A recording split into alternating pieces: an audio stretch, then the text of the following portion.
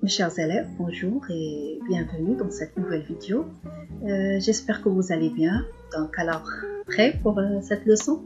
Alors, nous sommes en séquence 5, lire, produire et jouer le dénouement d'une pièce de théâtre. Donc, cette leçon est destinée aux élèves de deuxième année. Alors, comme activité de langue et communication, nous aurons comme objectif comment employer correctement les registres de langue. Alors, nous aurons comme support des corpus de phrases, un dialogue, outils. Donc, vous aurez besoin d'un dictionnaire pour cette leçon. Alors, après, vous pouvez prendre vos cahiers de cours et noter la séquence, l'activité et l'objectif de la séance. Alors, on va commencer par cette introduction. Nous ne nous adressons pas de la même manière à un ami proche, un employé de la mairie, un professeur ou un parent. Donc, tu ne parles pas à ton ami de la même façon que tu parles à ton père, n'est-ce pas? Quand tu t'adresses à ton professeur, c'est pas la même chose qu'à un parent. Donc, alors, nous parlons beaucoup, mais nous ne parlons pas toujours de la même façon. Alors, nous devons adapter notre expression à un auditoire particulier et à une situation particulière. Pour désigner ces différentes manières de s'exprimer, on parle en français de registre de langue. Alors, on distingue traditionnellement 3 registres de langue. Le registre familier, le registre courant et le registre soutenu. Pour les différencier, vous allez vous demander, alors comment je peux différencier entre ces 3 registres? Alors, il faut prendre divers éléments en compte. La richesse du vocabulaire, la complexité de la syntaxe, la qualité de l'expression, etc. Donc, alors, je vous propose ce tableau donc, qui présente les 3 registres en détail. Commençons par le registre familier. Au niveau de la situation, nous avons un modèle oral utilisé avec des proches, intimité, paroles spontanées, absence de hiérarchie, de contraintes. Tu t'adresses à ton ami, à ton père, à ta sœur. Donc alors là, il n'y aura pas de contraintes ni d'hiérarchie. Dans le lexique, le vocabulaire de la vie quotidienne. Termes familiers, parfois argotiques, voire grossiers, surtout avec vos amis. Comme syntaxe, il y a des abréviations, rupture de construction, les répétitions, les ellipses, c'est-à-dire les phrases sans verbe. Suppression du nœud dans les négations, pas de concordance des temps. Au niveau de la prononciation, les syllabes sont avalées. Donc les figures de style, exagération, hyperbole, périphrase, expression toutes faites. Donc, alors bien sûr, vous devez revoir les figures de style qu'on a déjà fait. Exemple, t'as pas vu mes godasses? Alors pour le registre courant, dans la situation, nous avons la langue standard, le français international, une certaine distance avec l'interlocuteur, c'est-à-dire la personne à qui tu parles. Échange neutre dans les circonstances quotidiennes, registre employé à l'école, donc le courant, c'est qu'on travaille à l'école, au travail ou dans les médias. Le lexique, on emploie un vocabulaire usuel, pas de termes recherchés ou spécialisés, mots compris par tout le monde. Dans la syntaxe, il y a le respect des règles de grammaire, l'emploi des temps simples de l'indicatif, passé simple, futur, passé composé, etc. Phrases coordonnées et phrases subordonnées simples, les relatives, les subordonnées de cause, de conséquence, de but, etc. Au niveau de la prononciation, le standard, figure de style ton neutre, peu d'effets de style, exemple. Tu n'as pas vu mes chaussures? Donc, vous avez vu, dans le familier, on a dit, t'as pas vu mes godasses? Donc, alors ici, tu n'as pas vu mes chaussures? Alors, pour le registre soutenu, au niveau de la situation, nous avons un modèle écrit, registre employé dans de nombreuses œuvres littéraires, environnement social cultivé, marque de politesse, paroles non spontanées, rapport hiérarchique. Au niveau du lexique, le vocabulaire est riche, recherché et spécialisé, parfois rare. les termes littéraires, poétiques. Dans la syntaxe, il y a le respect des règles de grammaire, emploi des temps du subjonctif, du conditionnel, etc. On a la concordance des temps, la construction est complexe. Donc, au niveau de la prononciation, l'articulation soignée, respect des liaisons, figures de style, métaphores, les chiasmes, etc. Donc, recherche des faits de style. Exemple. N'aurais-tu pas vu mes chaussures par hasard? Alors, maintenant, je vous invite, mes chers élèves, à observer ce support. Regardez ici. Donc, vous voyez, nous avons 3 textes. Je vais vous lire le premier texte. C'est un homme qui se balade avec son gosse. Comme il en a plein les pattes, il se pose sur un banc pour surveiller relax son môme, qui cavale dans tous les coins. Tout à coup, le mioche rapplique vers son paternel et se vautre sur ses genoux. Texte 2. C'est l'histoire d'un homme qui se promène avec son fils. Comme il commence à être fatigué, il s'assied sur un banc pour surveiller le garçon qui court dans tous les sens. Tout à coup, l'enfant revient vers son père et s'assit sur ses genoux. Pour le troisième texte, un père de famille effectue une promenade en compagnie de son fils. Une pointe de fatigue lui alourdissant les jambes, il prend place sur un banc afin de veiller sur sa progéniture. Tout à coup, celle-ci se précipite vers son géniteur et s'installe sans face sur ses genoux. D'accord?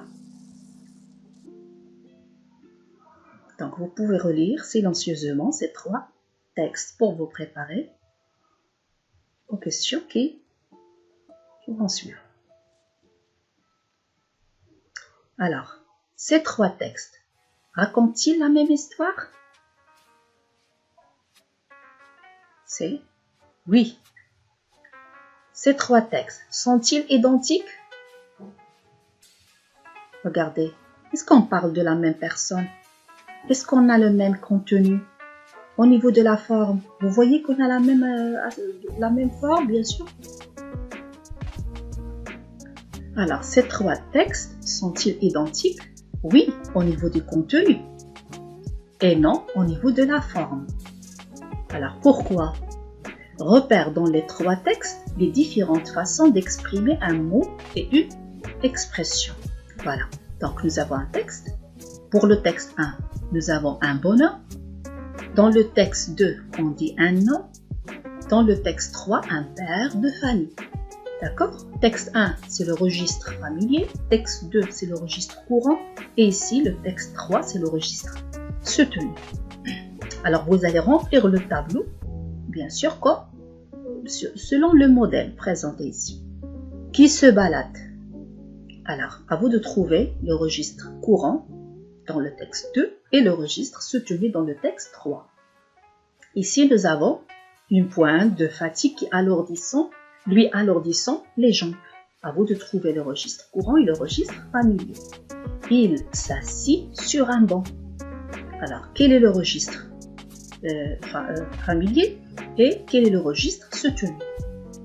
Le gamin qui cavale dans tous les coins. Alors, donc ici, vous allez trouver le registre courant et le registre soutenu. L'enfant revient vers son père. Alors, à vous de trouver le registre courant et le registre soutenu. Pardon, ici, vous trouvez le registre familier et le registre soutenu, parce que le registre courant, c'est déjà donné. Voilà. Bon, voilà comme solution. Un bonhomme, on dit un homme, un père de famille, qui se balade, qui se promène, effectue une promenade. Il en a plein les pattes, il commence à être fatigué, une pointe de fatigue lui alourdissant les jambes. Il se pose sur un banc, il s'assit sur un banc, il prend place sur un banc. Le gamin qui cavale dans tous les coins, le garçon qui court dans tous les sens. Ici, il n'y a pas de soutenu. Le mioche rapplique vers son paternel, l'enfant, donc le mioche c'est l'enfant, revient vers son père. Celle-ci, sa progéniture, se précipite vers son géniteur. C'est compris? Alors, pour vérifier bien sûr si vous avez bien compris, alors là, je vous propose cet exercice. Dans ces couples de mots, identifiez le mot familier en le coloriant bleu. Donc, vous avez de l'argent, des sous, du pétard, du bruit, de la chance, du bol, une piole, une maison, laide, moche. Alors, ici, vous allez essayer de souligner en bleu le mot familier. Bien sûr, vous travaillez dans vos cahiers d'exercice, d'accord?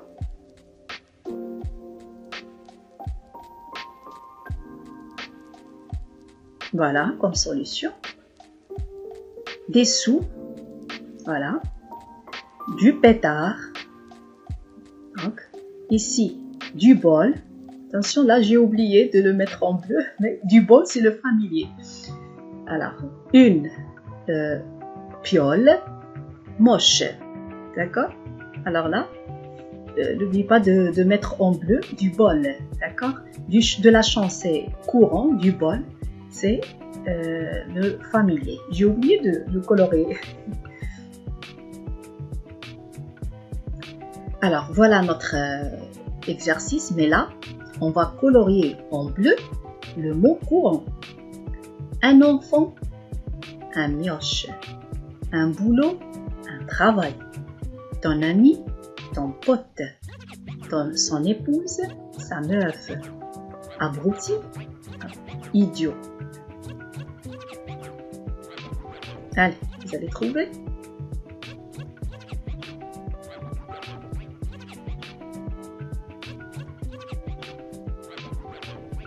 Voilà, donc le mot en bleu, c'est le registre courant.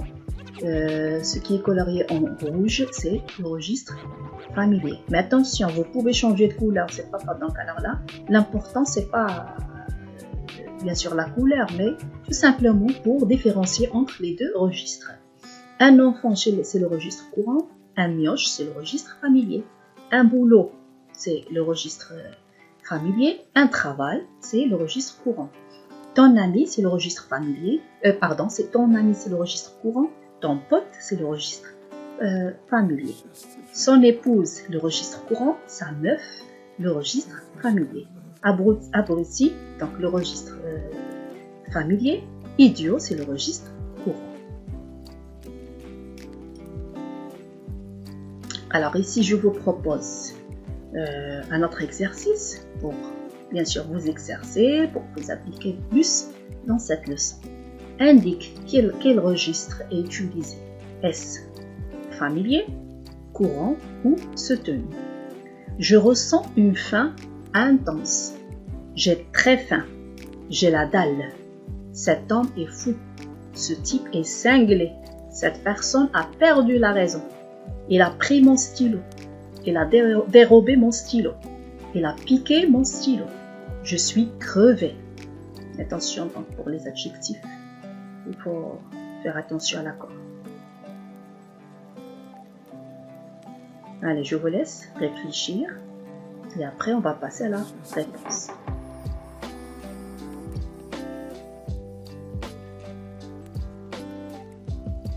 Voilà comme solution. Je ressens une faim intense, c'est soutenu. J'ai très faim, c'est courant. J'ai la dalle, c'est familier. Cet homme est fou, c'est le soutenu. Ce type est cinglé, c'est le familier. Cette personne a perdu la raison, voilà, c'est le registre soutenu. Il a pris mon stylo, courant. Il a dérobé mon stylo, soutenu. Il a piqué mon stylo, c'est familier. Je suis crevé, c'est familier. Alors, maintenant, toujours, donc à la fin de chaque séance, il faut toujours, je vous invite à vous évaluer. Donc, chacun de vous doit se demander. Donc, s'il est capable de reconnaître le registre de langue adopté, ça veut dire tu es capable maintenant. Donc, alors par exemple, si vous avez un examen, vous avez un texte, tu seras capable de reconnaître le registre courant et le différencier du registre familier ou bien du soutenu. Si tu es capable de respecter la situation de communication, si tu es capable d'employer correctement chaque registre.